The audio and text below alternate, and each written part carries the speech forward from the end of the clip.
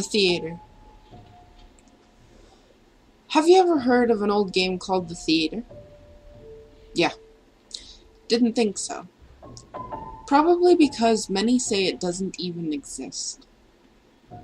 You see, The Theater was an old game released around the same time as Doom. Today, if you ever find it, it's only available on crappy bootleg CD-ROMs, which, more often than not, don't even actually contain the game. The actual legitimate copies that they say were released back in the day feature a blank cover with nothing but the sprite of what has since been named the Ticket Taker. He is simply a poorly drawn, pixelated, bald Caucasian man with large red lips wearing a red vest over a white shirt and black pants. He is completely expressionless, though some say if you smash the disc his face is shown as angry the next time you look at the cover, though this is just dismissed as an urban legend. What is peculiar about The Theater, though, is that there is no developer named on the jewel case, nor a game description on the back.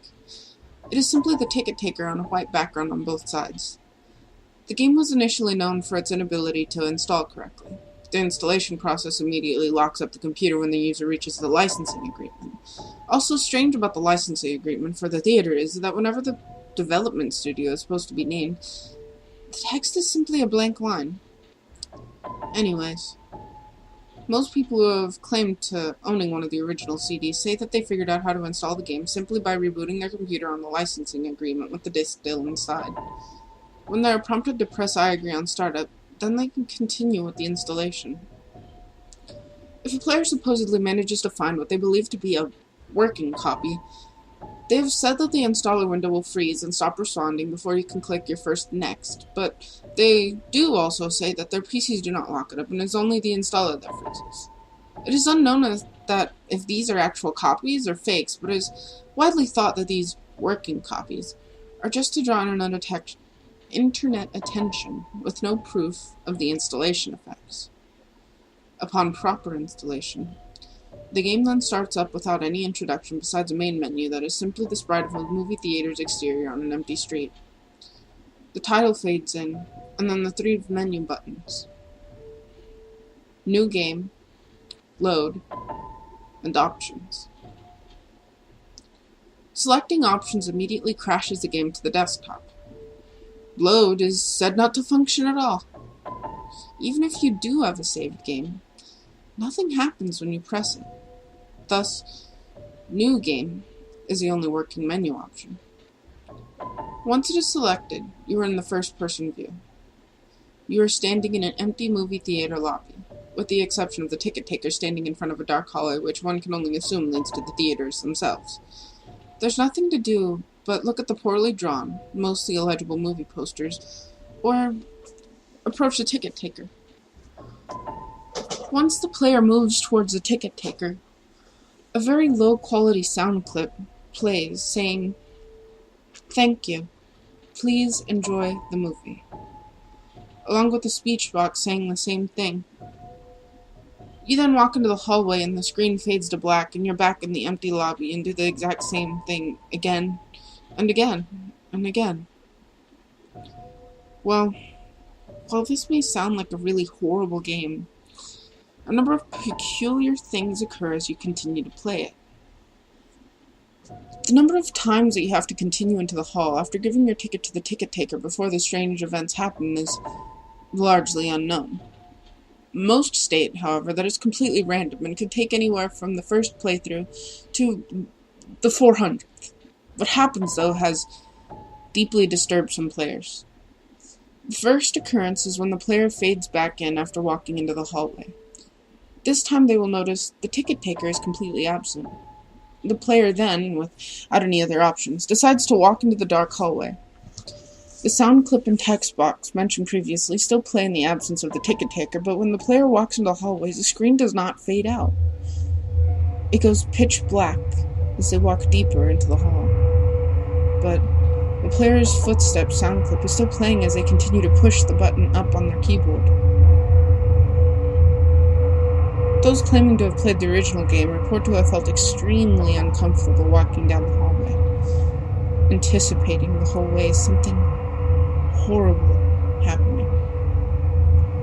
Well, eventually, the player is unable to move forward.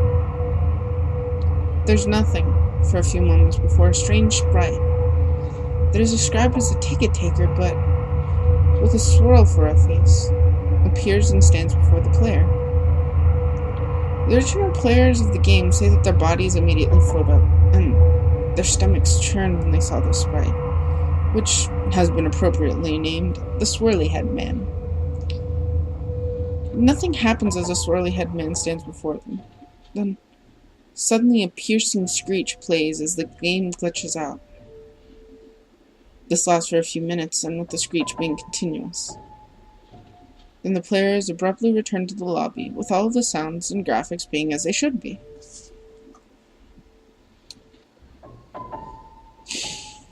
The game continues normally for the next couple of cycles of entering the hallway, with a couple of the original players claiming the swirly head man would briefly appear and disappear in the corner of the screen as a brisk yelp sound effects plays.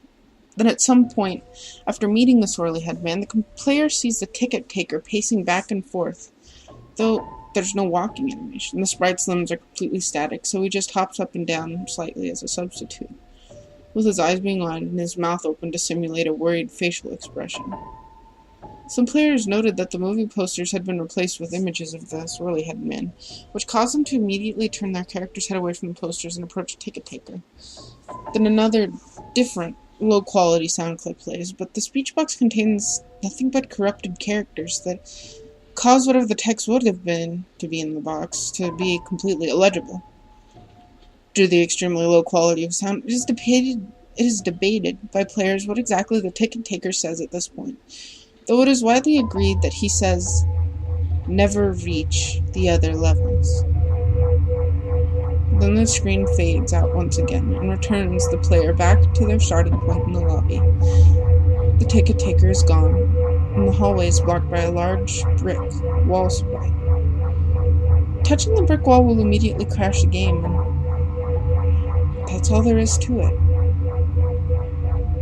Nobody knows what the other levels are, or how to gain access to them, nor is it known why the swirly head man causes such acute fear in those who have seen him in the game.